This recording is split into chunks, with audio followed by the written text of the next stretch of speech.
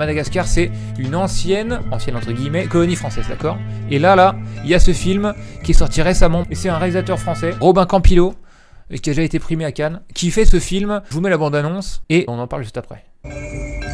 Vous venez d'atterrir sur le plus bel endroit au monde, le lieu de tous les plaisirs. Vous allez être comme dans un cocon familial, plein d'amour et de bienveillance. Bienvenue sur la base 180. Bienvenue à Madagascar. I remember the color of your smile. Venir avec elle. Reflected in your eyes.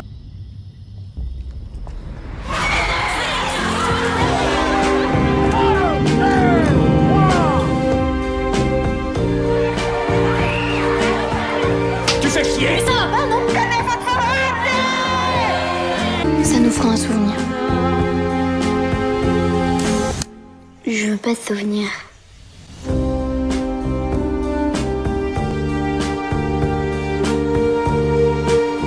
On va regarder un peu une interview du réalisateur qui raconte pourquoi il a fait ce film, c'est assez intéressant. J'ai vécu à Madagascar en fait de 69 à 71, 2 ans de ma vie. Ces 2 ans, c'est un peu toute mon enfance. Enfin, en tout cas, c'est une période marquante de mon enfance parce que l'île m'avait beaucoup marqué. Mon père était militaire, il était dans l'armée de l'air et on a tous habité là-bas alors qu'on venait déjà tous d'autres colonies, d'anciennes colonies. En fait, Madagascar, c'était quand même un lieu qui était pour la France géostratégique, c'est-à-dire que pour avoir une place, en fait, dans l'océan Indien. Madagascar avait réussi à avoir son indépendance en 1960, mais cette indépendance était en fait une illusion parce que la France restait comme une présence spectrale mais très très influente, et donc c'était une fausse indépendance. Les Malagasy ont eu cette intelligence, non pas de s'attaquer à la France puisque le pays était supposément indépendant, mais à leur propre gouvernement, à leur propre président, en disant nous ne voulons plus apprendre le français,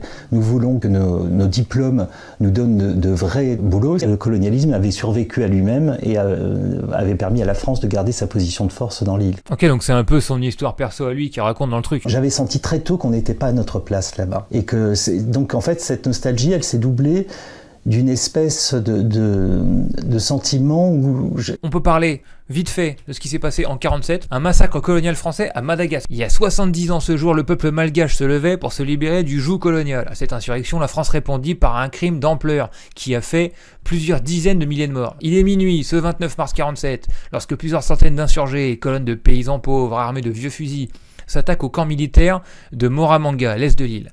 C'est le signal d'une insurrection qui va embraser pendant près de 2 ans la colonie française de Madagascar. À Moramanga, dans l'est de Madagascar, près de 2000 hommes attaquent des postes de gendarmerie, donc c'est quand même un peu coordonné. 2 heures plus tôt, la révolte embrasait Manakara et sa région, sur la côte est de la Grande Île. Combats et sabotages se multiplient, des ponts sont détruits, certains Français exécutés. Les insurgés contrôlent un 6e de l'île quelques jours après. À Antananarivo, la capitale, la colère gronde aussi. Une manifestation éclate devant la résidence du gouverneur général. Jacques Rabemananjara est l'un des fondateurs du MDRM, le mouvement démocratique de la rénovation malgache. Les autorités coloniales accusent son parti d'être à l'origine de l'insurrection. Pourtant, les chefs du parti ont tout de suite désavoué l'insurrection. Il y a eu pas mal de débats au sein du mouvement socialiste malgache et anticolonialiste à l'époque sur ce qu'il fallait faire de cette insurrection. Il y avait certains qui disaient « Pendez-moi tous ces colons, on reprend le pays et c'est réglé ». Et d'autres qui étaient plus en mode transition pacifique. Voilà. Les insurgés s'opposent au principe d'une autonomie par étapes voulue par le MDRM. Contre ces quelques 20 000 rebelles, la répression des Français est impitoyable, et pas que contre les rebelles. Torture, exécution sommaire, village incendié, suspect lâché vivant d'un avion en vol. Les Death Flights. L'épisode le plus féroce est celui du train de Moramanga. Le 5 mai, les militaires français reçoivent l'ordre de tirer sur 3 wagons où sont enfermés 166 malgaches. Très vite, le gouvernement français envoie des renforts pour écraser l'insurrection. 89 000 victimes malgaches. Affamés, démoralisés, les groupes de rebelles, hommes, femmes et enfants sortent un à un de la forêt.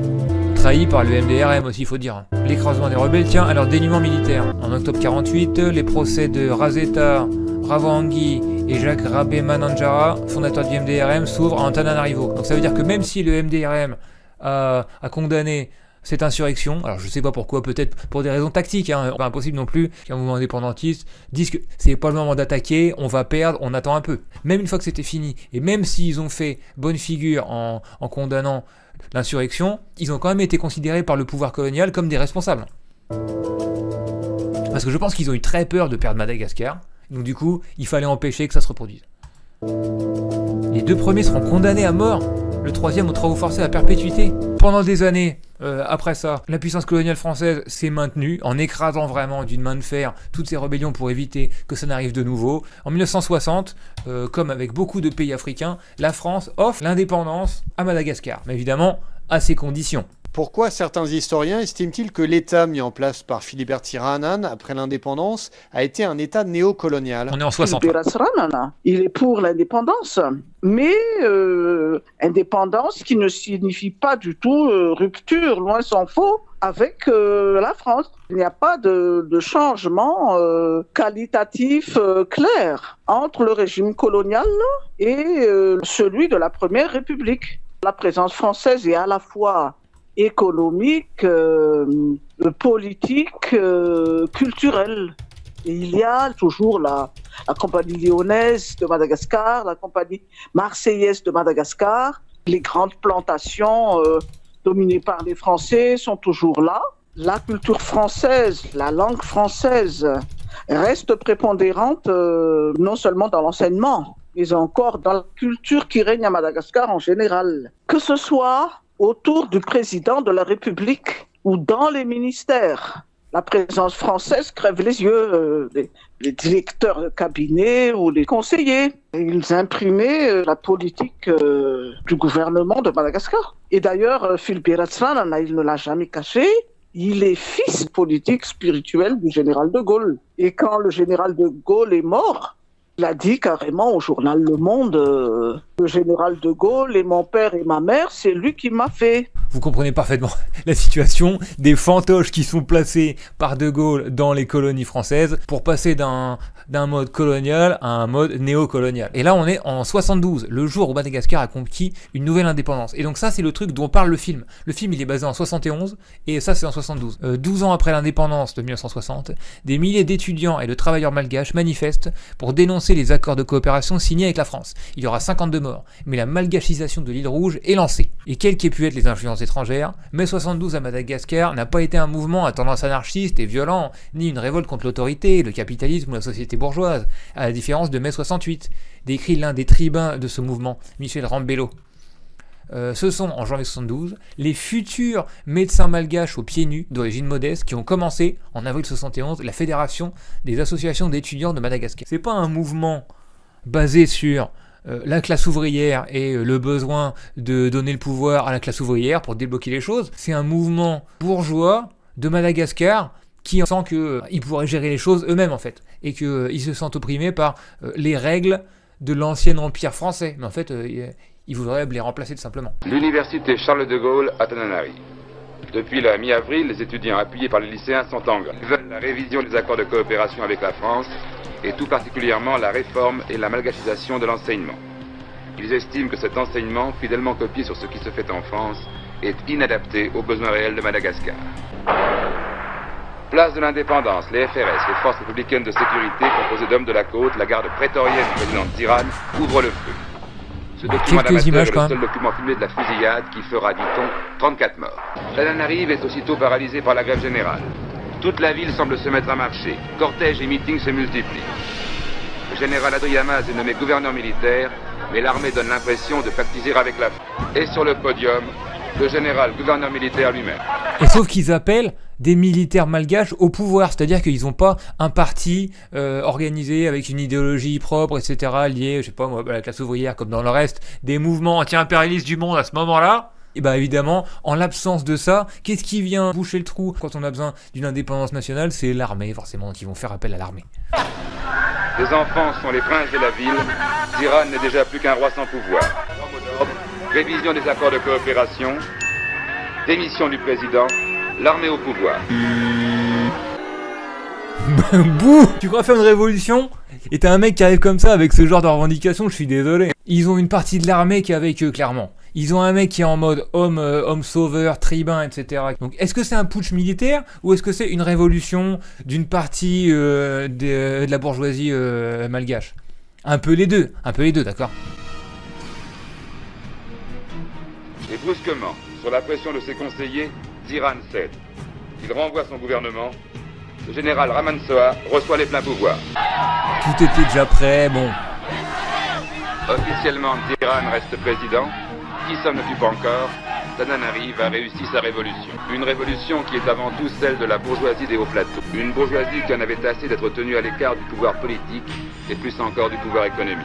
Un pouvoir économique contrôlé par quelques grosses sociétés à capital étranger, c'est-à-dire français. C'est à travers le général Ramanantsoa l'espoir de revanche de la bourgeoisie nationaliste. Voilà, il y a une révolution de type bourgeoise démocratique à Madagascar pour se débarrasser de, j'imagine, ce qui est l'ennemi principal de tout le peuple malgache qui est le colon français. D'accord, ça tournait en boucle là-dessus depuis 3 ans après. Un autre coup qui met en place la République démocratique malgache. Alors dit comme ça a l'air d'être un régime socialiste classique des années 70, mais en fait non.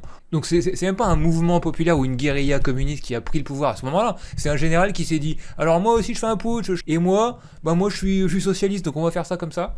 Mais du coup c'est pas ce que j'appelle un régime socialiste de type communiste, non. C'est juste un populiste qui a appelé ça comme ça, le socialisme à la malgache. Le directeur militaire, temporairement présidé par le général machin, se transforme un mois plus tard en Conseil suprême de la Révolution. Mais en fait c'est absolument bureaucratique en fait. C'est ce mec qui décide ça. C'est resté comme ça longtemps. Ensuite, le niveau de vie ne s'est pas amélioré pour les gens. C'est ça en fait qu'on voit si le régime est démocratique ou pas. S'il est capable de mettre les ressources du pays au service des gens ou pas. Ou s'il est au service de quelqu'un d'autre. 80% de la production mondiale de vanille est malgache. 800 milliards de dollars, un potentiel total des ressources minières nationales. Nickel et cobalt principalement. Mais qui ne profitent pas à la population. 412 $, c'est le PIB par habitant de Madagascar. Alors que la moyenne mondiale tourne autour de 10 000 $. Le pays compte ainsi parmi les 5 plus pauvres du monde. 75% de la population vit en dessous du seuil de pauvreté, les 3/4. Le nombre de Malagasy qui peuvent accéder à l'eau potable peine à frôler les 35%. Comment ça? Comment ils vivent les 65 autres %? Expliquez-moi, hein. Dans certaines régions de Madagascar, on évoque même une extrême clochardisation. What the fuck? Mais Madagascar est incontestablement l'un des pays les plus riches au monde lorsqu'on parle de ressources naturelles. Titane, or, nickel, pétrole, phosphore, saphir, coton pullulent en grande quantité dans ce pays béni des dieux. Il faut d'abord souligner que l'intégralité de nos ressources naturelles est exploitée par des firmes étrangères, et oui, qui dans la majorité des cas rapportent peu à l'économie nationale. Et le comble, c'est que ces matières premières ne sont pas transformées sur place. Leur transformation sera en effet à l'extérieur, pour donner naissance à des produits qui seront revendus beaucoup plus cher aux Malagasy. C'est pour ça qu'on dit qu'elles sont pillées, que leurs ressources sont pillées. C'est qu'en fait, le travail des ouvriers, il crée de la plus-value, d'accord? En transformant la matière, tu lui rajoutes une valeur supplémentaire par ton travail, par le travail que tu investis dedans, par le temps de travail que tu investis dedans. L'industrie, ça crée beaucoup de plus-value. Pas vraiment l'agriculture.